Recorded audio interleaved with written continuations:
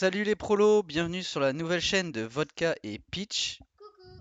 Ma fille qui va m'accompagner pour m'aider pour les montages. Chaîne qui parlera principalement de bourse et d'expatriation au Vietnam.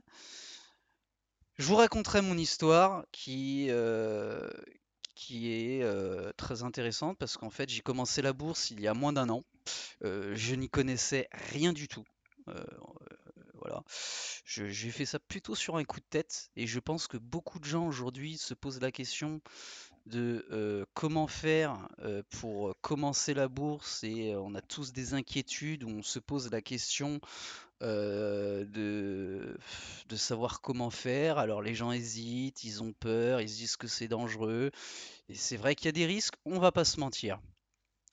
Mais mon histoire est intéressante parce que j'ai commencé de zéro il y a quelques mois.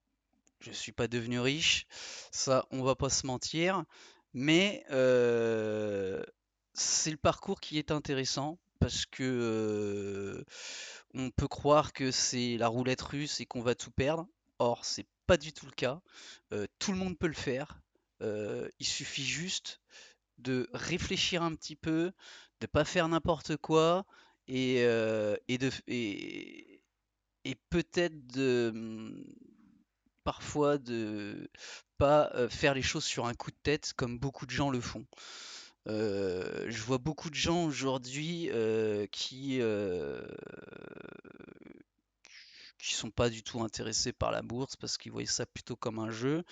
Et je vois aussi l'opposé où tu vois tous les youtubeurs qui te disent ah non mais regardez ça c'est pas cher.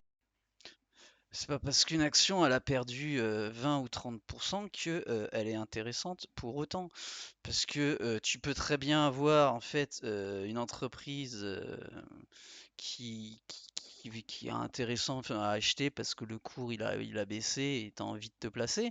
Mais si l'entreprise elle a 15 procès aux fesses, enfin voilà quoi, je pense pas que ce soit raisonnable euh, d'aller là-dedans. Donc je pense qu'il faut regarder les bénéfices et la gestion de l'entreprise en elle-même, voir si elle gagne de l'argent, si ça se passe bien, si elle n'a pas de soucis, avant de s'engager dans telle ou telle action.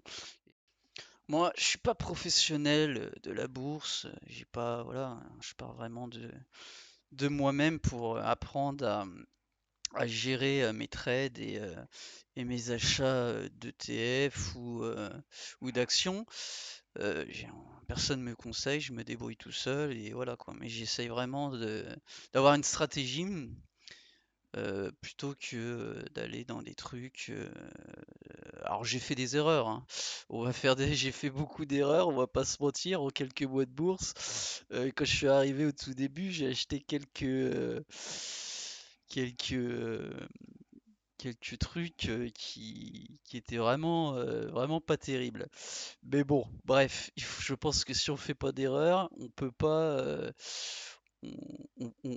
on peut pas s'améliorer, ça c'est sûr et certain. Mais en tout cas, j'ai appris de mes erreurs.